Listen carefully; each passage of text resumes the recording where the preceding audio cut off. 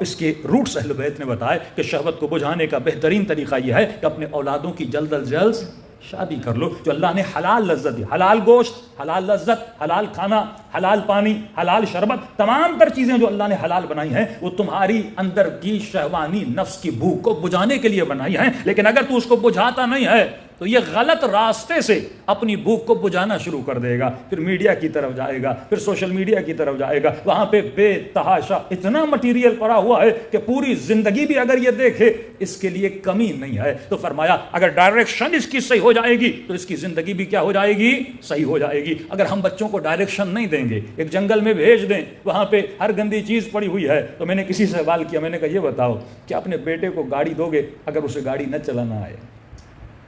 کوئی باپ بیٹے کو اس گاڑی کی چابی بھی نہیں دے گا. کیوں؟ کیونکہ گاڑی سے بھی محبت ہے، بیٹے سے بھی محبت ہے. اس کو پتا ہے اگر بغیر سکھائے میں نے گاڑی دے دی، یہ گاڑی کا بھی نقصان کرے گا، اپنا بھی نقصان کرے گا. لیکن معصوم فرماتے ہیں کہ اسی طرح اپنے بچوں کو معاشرے میں چھوڑ دیتا ہے.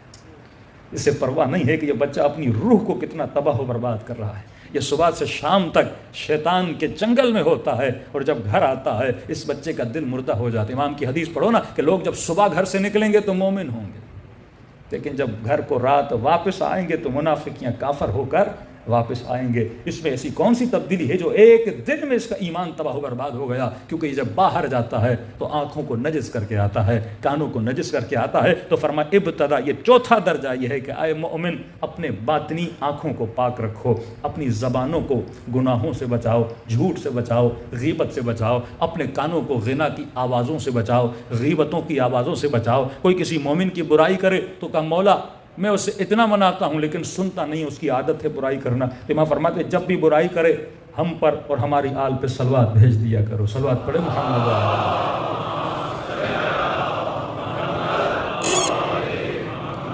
اجل فرجہم. اور آخری درجہ کیا تھا کہ انسان اپنی شکم کو بھی کیا کرے؟ پاک و پاکیزہ کرے. کل میں نے وعدہ کیا تھا نخودکی کے واقعے کے سنانے کا کہ فرمایا جس کی شکم میں حرام کا لقمہ چلا جائے اس کا کیا ہوتا ہے؟ دل مردہ ہو جاتا ہے. پھر اس پہ کبھی بھی نہ قرآن کا اثر ہوتا ہے نہ فرمان معصوم کا اثر ہوتا ہے. اور لوگوں کو وہ مجلسیں کیوں اچھی لگتی ہیں؟ کیونکہ ان مجلسوں میں نفس کو ٹوکا نہیں جاتا. کل میں نے بتایا نا آپ کو کہ اگر جس مجلس میں نفس کو ٹوکا جائے تو ظاہر انسان کو پسند نہیں ہوتا کوئی اس کو ٹوکے. معصوم فرماتے ہیں کہ اللہ رحمت کرے اس بندے پر جو اپنی زندگی میں دوسروں کے عیبوں کو تلاش نہیں کرتا بلکہ پوری کوشش یہ کرتا ہے کہ اپنے عیبوں کو تلاش کرے. لیکن ہمارے ہاں برعکس ہم لوگوں کے عیوب کو تلاش کرتے رہتے ہیں لیکن اپنے عیبوں کو تلاش نہیں کرتے. آغا نخودکی نے تقریر کی، سرکاری ملازم تھا، اس نے تقریر سنی اور جب گھر گیا تو بیٹے کو کہا کہ آج کے بعد میں حرام کی نوکری چھوڑ دوں گا. یہ سرکاری گاڑی، یہ پیٹرول، شاہ بڑا ظالم ہے، میں شاہ کا ساتھ دینا نہیں چاہتا.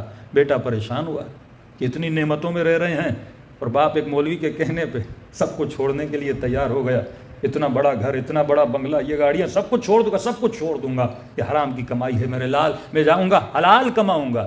بیٹا غصے میں آیا، اس نے پسٹل اٹھائی اور مسجد میں آ گیا جہاں پہ آغا نخودکی نماز پڑھاتے تھے.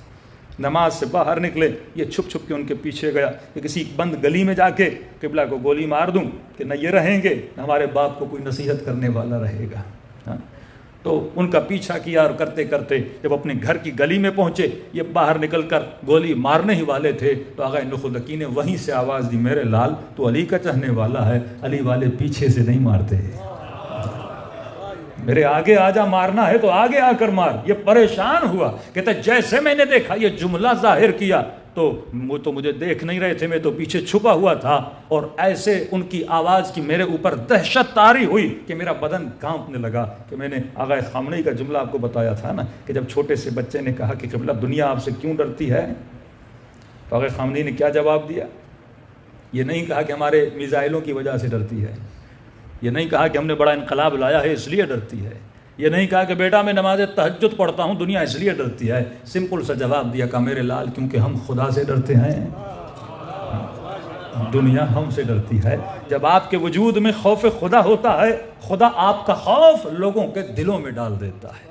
کیوں بڑے بڑے عرفاء کے وجود میں اللہ نے ہیبت ڈالی تھی کہ لوگ بات کرنے سے گھبراتے تھے، حالانکہ کچھ بھی نہیں تھا، لیکن لوگوں کے وجود میں ان کا رعب و وحشت تھا۔ خمینی صاحب کو جب لوگ دیکھنے جاتے تھے تو آنکھوں سے آنسو بہتے رہتے تھے، آغا بہجت کو دیکھنے جاتے تھے ایک عجیب سی ان کے وجود میں کشش اور ہیبت ہوتی تھی۔ یا آغا نخودکی نے 2 جملے کہے، یہ جوان کہتا میرے وجود میں عجیب سی ہیبت طاری ہو گئی اور میرے ہاتھ سے وہ پسٹل زمین پہ گر گئی۔ آغا نخودکی نے مجھے مڑ کے دیکھا اور بڑے نوازش اور پیار کے انداز میں اپنا ہاتھ میرے چہرے پر پھیرا، کہا علی کا چاہنے والا ہے، حسین کا چاہنے والا ہے، تو مومن خدا کا بیٹا ہے، یہ بتا کتنی محبت کرتا ہے اپنے مولا علی سے؟